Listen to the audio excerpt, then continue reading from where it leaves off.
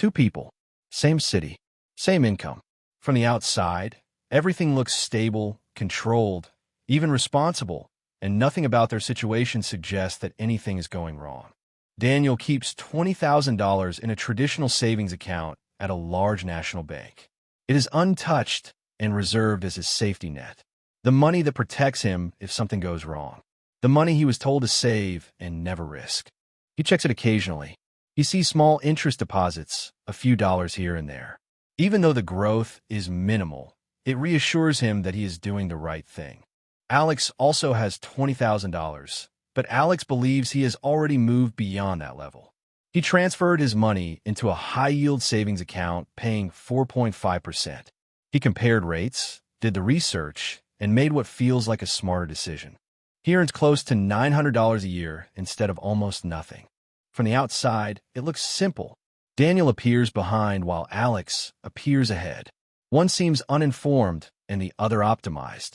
But that clarity is exactly the illusion. Both of them are still operating inside the same system. And that system is designed to win no matter which version of smart you choose. Daniel thinks he is safe and Alex thinks he is smart. But neither of them ask the only question that actually matters. And this is where the situation begins to break once you look beyond the surface. Most people believe that money in a savings account just sits there, waiting and doing nothing. But the reality is very different.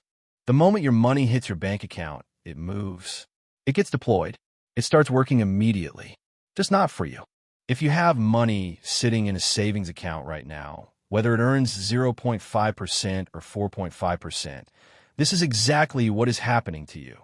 In real numbers that quietly compound behind the scenes. The bank takes your money.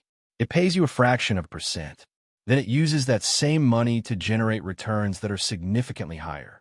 It lends it across multiple products that operate at completely different levels of profitability. Credit cards regularly charge above 20%. Personal loans sit around 10% to 15%. Auto loans range between 7% and 9%.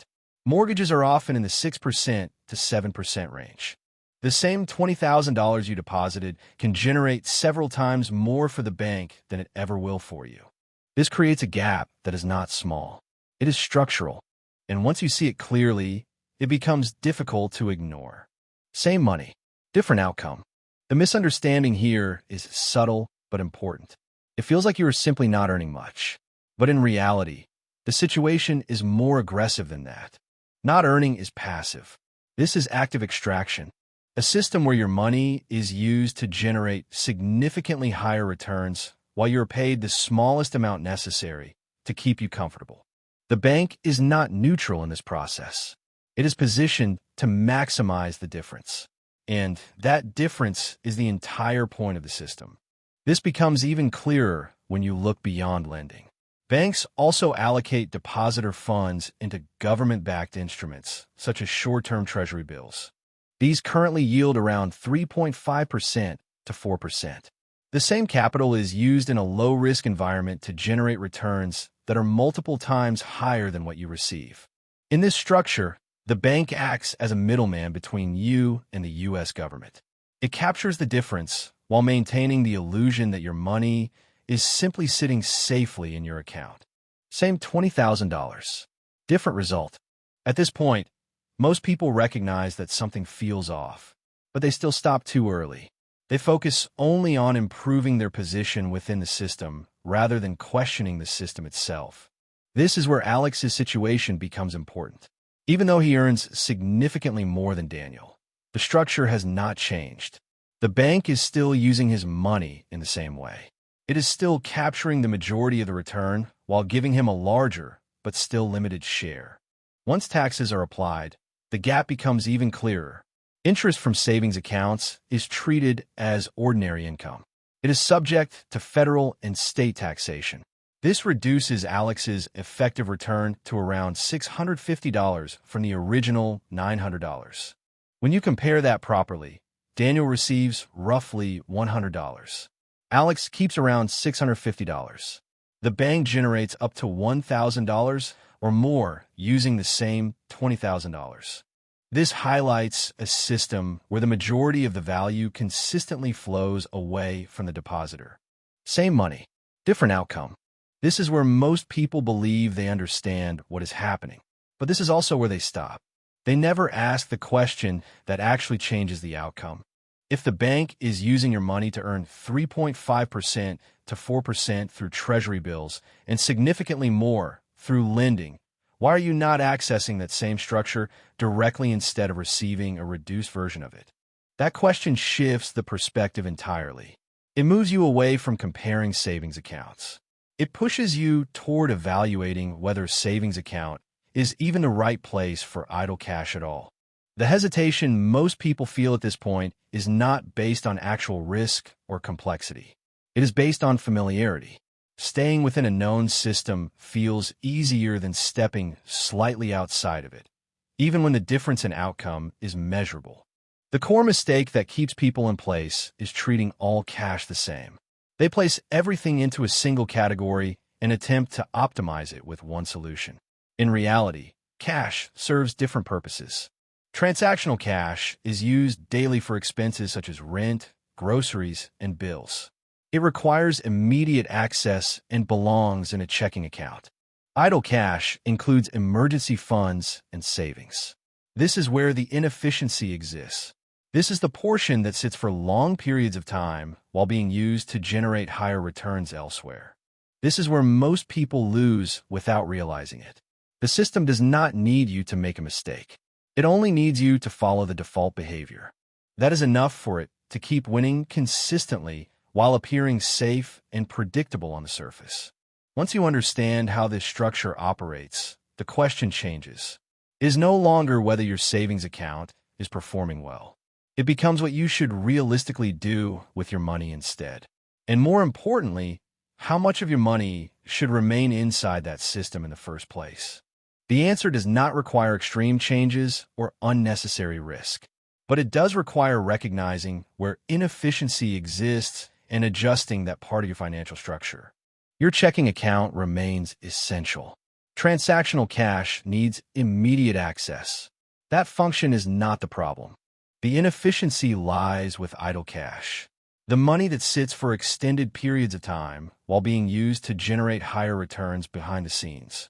This is where most people lose value, not because they make a mistake, but because they accept the default structure without questioning it. One of the most direct alternatives is short-term Treasury exposure. This reflects exactly what banks are already doing with depositor funds. Treasury bills are short-term debt instruments issued by the U.S. government. They typically range from a few weeks to 1 year in maturity. They are considered among the safest financial assets available because they are backed by the same system that supports the banking structure itself. When you access these instruments directly, whether through simple financial products or direct purchases, you reduce or remove the role of the middleman. This allows you to capture a larger portion of the return your money is already capable of generating. This creates a measurable difference in outcomes. Daniel receives roughly $100. Alex keeps around $650 after taxes. Direct Treasury exposure can generate approximately $700 or more depending on current rates and tax treatment. It may not seem dramatically higher at first glance, but it represents a structural shift. The majority of the return is no longer captured by the bank. Same money, different outcome. Tax treatment reinforces this advantage. Interest from Treasury securities is exempt from state and local taxes. This can improve the effective return compared to savings accounts that are fully taxable. Most people overlook this detail. They focus on advertised rates instead of actual after-tax outcomes. This leads to decisions that appear optimal on the surface but are less efficient in practice.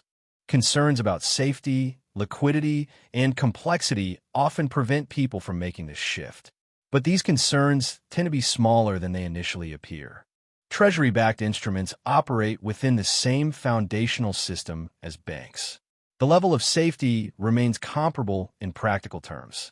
Liquidity differences are typically limited to 1 or 2 business days.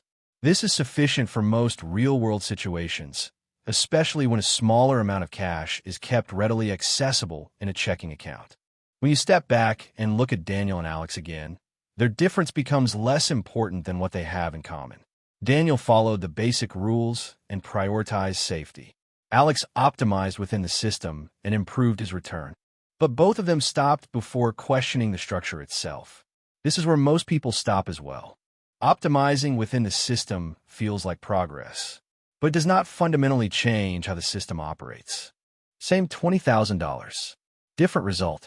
The real shift happens when you stop focusing on products and start focusing on structure. Once you see how the system is designed, it becomes clear that the outcome is not accidental. Banks will continue to take deposits. They will lend at higher rates. They will invest in government securities. They will capture the difference as profit.